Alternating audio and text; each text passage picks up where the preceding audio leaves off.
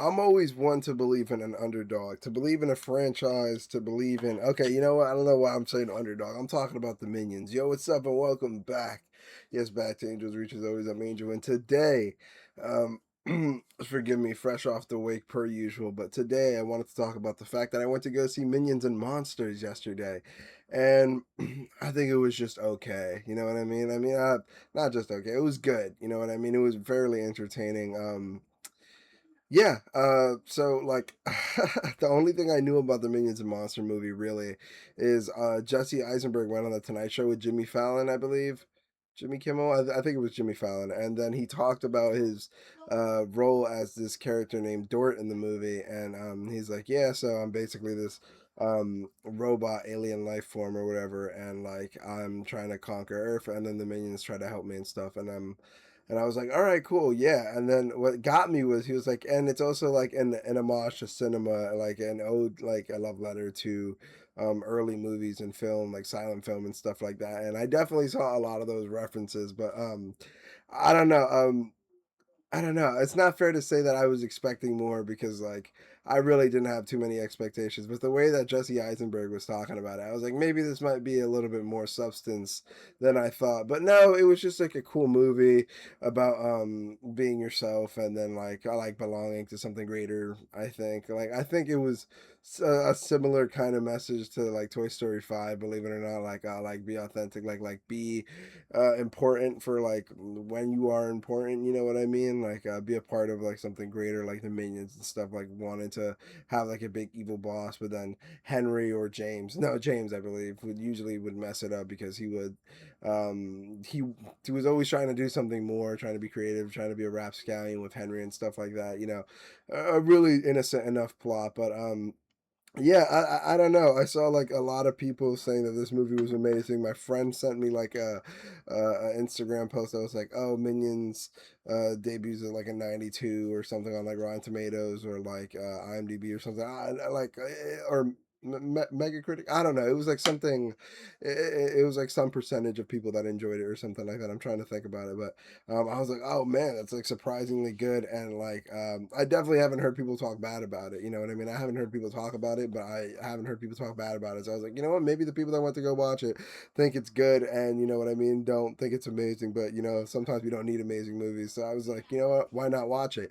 And I went to go watch it with my friend. It was okay. You know what I mean? It's not like anything fantastic. It's just like a sweet movie about like chasing your dreams and being a part of something greater. And yeah, I mean, really nice. I would definitely go. I would definitely go watch it with my kid or whatever. But I think I would stick to Despicable Me, though, because no, not really, because Despicable Me is more for me. It's a cool like movie to watch for kids, I guess, but like it's more so about like the character development Gru goes through, and you don't sort of you know what I was gonna say, you don't pick that up as a kid, but you kind of do. Like humans are smarter than you realize. Like you absorb a ton of stuff even at a young age. So, um, yeah, I went to go watch it with my friend. It was okay, pretty good. I really like some of the characters, like James Henry, Ed. I mean, those were the main characters, really. They were pretty funny. I like the concept of like one of them, like one of the minions having a dream to be like a director and have stories in his head and stuff like that. I think that's always sick. I think what's it called? The director Max. That was like and I only remember his name because like there's a scene where they're all like saying goodbye to him because they get fired, and they are like, "But that will Max," you know, and they like in their like voice or whatever. It's so cute. Um, and the character Max I really loved because he like understood James's passion, and he was like, you know, you're gonna do great things, you have great visions in like your head and stuff. And um I also love the twin brothers, the I forget what their names are, but like they were twins, and they were like the good cop bad cop sort of situation. They were the movie execs or whatever, the people funding everything. Really dope characters. The twist that with Cthulhu actually being evil, or Gumar, Goomer. Crazy name, by the way. But with Cthulhu being like the villain at the twist and everything, I think that that was pretty fun. I think that the animation was pretty dope. Like I still got to give it to Toy Story 5 instead. I think that their just animation is on a whole nother level. But I mean, I really did like some of the liberties that they took. For example, the monster at the end is a back scratcher. By the way, I've been using it to, it's actually my brother's back scratcher, but I've been using it to scratch my back and stuff, and I've also been using it as a makeshift microphone. But no, I don't put it that close to my mouth. No, but yeah. I did like, for example, the villain at the end that they face, like the ultimate monster that they summon. I want to say Iris is her name because she's a bunch of eyes.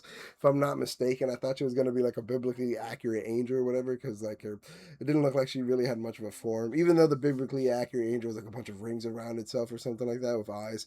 Anyways, I thought it was super dope. It was like gooey and it was sticking to everything, and it looked like a more serious version of Bob from Monsters versus Aliens, and it's definitely a monster for sure. So, um, I think it was sick. I think it was absolutely. I think it was a sick monster. I think that they got away with killing it really sickly. Sickly? What? In a sick manner? I don't know if that makes sense either.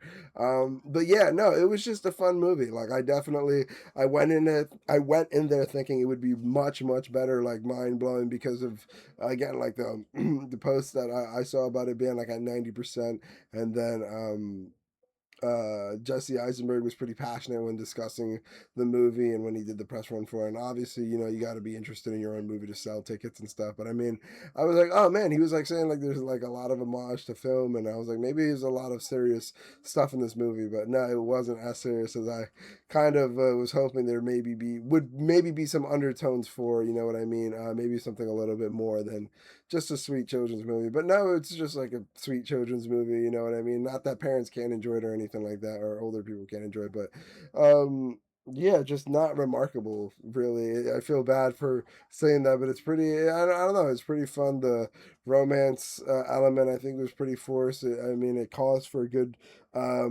what's it called? It calls for like a good way for the two uh like plots to come into contact with each other, because the A plot is that the minions want to find um well, actually, it ends up becoming more like the B plot, but the A plot technically is that the minions are trying to find a big boss or the most evil person, like, you know, ever in the world to find and work for, you know what I mean?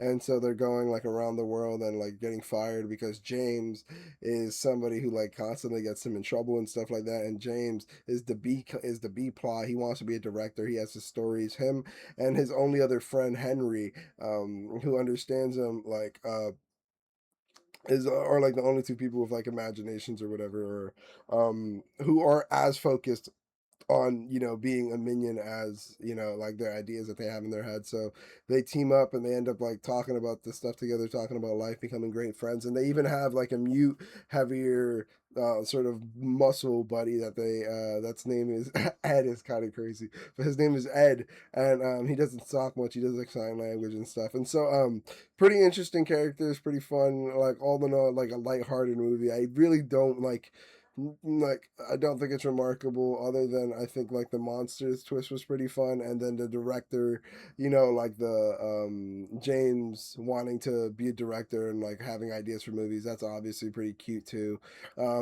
They had like a scene where they were running through like a Hollywood lot, and there was a lot of like references to old like movies, like black and white movies and Charlie Chaplin films, and I was gonna say Abbott and Costello, but I don't think it's that sort of thing. I think it's more slapsticky black and white films, that like comedy films that I'm not too fan that I'm not too knowledgeable on. I was gonna say like I like to say sometimes that like I study comedy and stuff like that, but I just watch like a ton of specials, and like I don't like listen to like a comedy album or two, and like listen to like comedians do like comedians, what I say like that, comedians do interviews and stuff like that.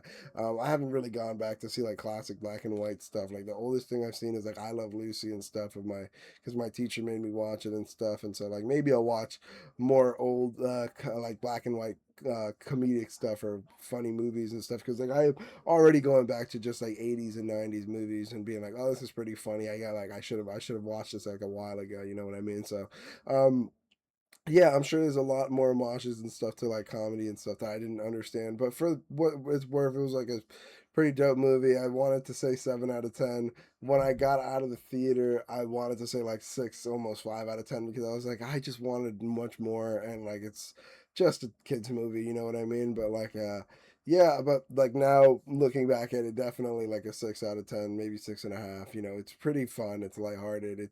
I mean, it's inoffensive. It's a movie that if you want to go check out with your friends or something like that, just to like laugh at the minions, and it's like a fun little, pop culture reference or whatever. Like it's cool. I wouldn't buy like a ticket for it or anything like that. Again, like I wouldn't pay $20 to go watch it, but.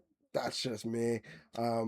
As it stands, I paid 50 cents with the Regal Pass, so like no big deal. But yeah, I think it's an all right movie. I recommend you go watch it. Nothing amazing though. I don't want you to get your hopes up the same way I did. But it's also not like incredibly boring or too babyish or like I think the pacing is pretty nice and it's fairly entertaining even for an older audience. Take that with a grain of salt, or don't pay attention to it if you will. Whatever. Film Friday. We're back, baby. I want to say we're back like we missed one. I didn't do the New Music Monday last week, I think, or something like that. Whatever. But we're back, baby. Minions, Film Friday. I'm gonna go watch The Invite and Leviticus later today, and I just watched what's it called? Monsters, Minions and Monsters I mean yesterday. So I've got my movies lined up. Tuesday, I think I'm gonna stay home. It's Monday as I'm recording this.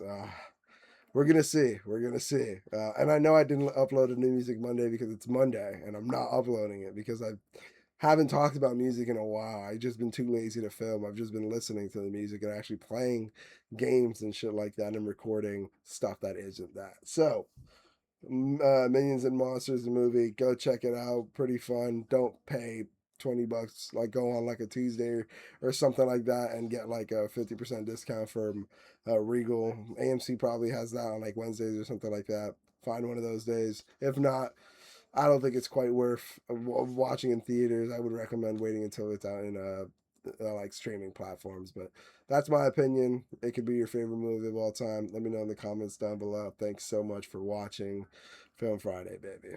Talk to you guys later. Whatever. Bye. You guys like the shave, by the way? I've been looking at it because like this side seems like a little bit pointier, like on the mustache, than the other side. Okay, whatever. I gotta stop talking about it. All right, bye.